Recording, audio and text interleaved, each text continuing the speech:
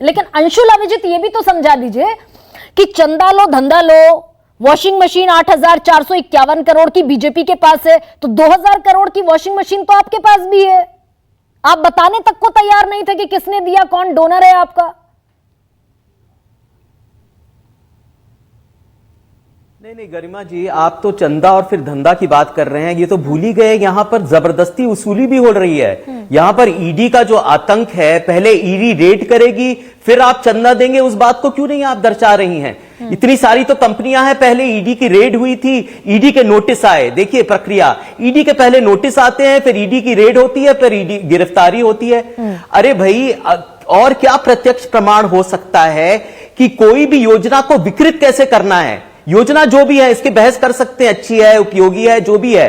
अभी यहां पर का तर्जुमान ने बताया था कि कैसे पहले काला धन होता था, अब सफेद धन और ये वगैरह, लेकिन उसको कैसे विकृत करना है, कैसे संस्थाओं का दुरुपयोग करना है, यह है बुनियादी सवाल। बुनियादी सवाल यह है कि कैसे चुनाव के पहले निष्पक्षता बिल्कुल नहीं है, स्वतंत्रता नहीं है यहां पर, और कैसे चुनाव के पहले जितने भी संसाधन है एक पार्टी वहां पर अपने पास ले रही है, दुरुपयोग कर रही है। चीफ मिनिस्टर उन संसाधनों में अंशुल अभिजीत 2,000 करोड़ आपके पास भी गए है, उसको 2,000 करोड़ की वॉशिंग मशीन किया जा रहा है। ठीक है, ईडी सीबीआई आईटी, वो मैं सवाल पूछती हूँ और तकरीबन हर रोज पूछती हूँ बीजेपी से। इसने में तो नहीं दिया होगा 2,000 करोड़। 2,000 करोड़ की वॉशिंग मशीन आपके पास भी है क्या? अगर 8,451 करोड़ की वॉशिंग मशीन बीजेपी के पास है। नहीं वो देखिए, अगर आप वॉशिंग मशीन की उपमा कांग्रेस पे लगाते हैं ना तो बहुत ज्यादा अजीब सा लगता है। वॉशिंग मशीन नहीं, भाजपा के पास तो पूरा एक धोबी घाट है। वॉशिंग मशीन क्या कह रहे हैं आप? अगर जिनको भी ये जितने भी आरोपी हैं वो उनकी पार्टी में आ जाते हैं, उनके साथ जो केसेस है वो खत्म कर जाते हैं। सीबीआई के केसेस प्रफुल्ल पटेल के खत्म जो कर दिए जाते हैं, इसका यह मतलब भी होता है जो आरोप आपने यूपीए 2 में डॉक्टर मनमोहन सिंह के खिलाफ भी लगाए थे वो बिल्कुल बेबुनियादी थे। तो आपने क्यों लगाए? जो जिनकी इतनी सारी बात हो रही है सब इधर से उधर हो जाती है। इतने सारे आपने आरोपी समझा, एक सिंचाई का घोटाला था 72 करोड़ 1,000 करोड़ का, उनको आपने अपनी पार्टी में ले लिया।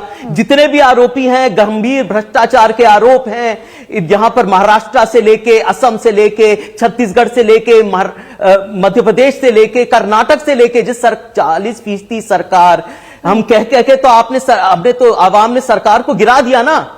वहां पर ईश्वरप्पा है, विरूपाक्षप्पा है, वहां पर घोटाला है क्या अंशुल अभिजीत? मैं तो ये पूछ रही हूं आपसे। तो आप उनकी तो सवाल, इलेक्टोरल बॉन्ड कांग्रेस की नजर में घोटाला है क्या?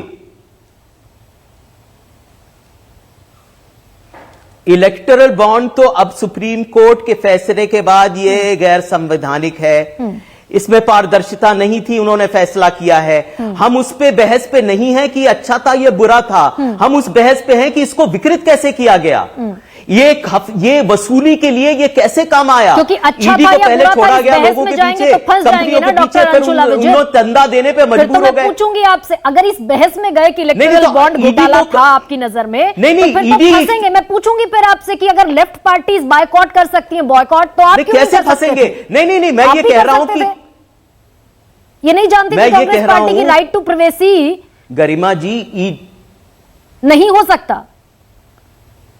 गरिमा जी, ईडी किसके इख्तियार में आता है? कार्यपालिका किसके इख्तियार में है? जो मरकजी सरकार है ना उसके।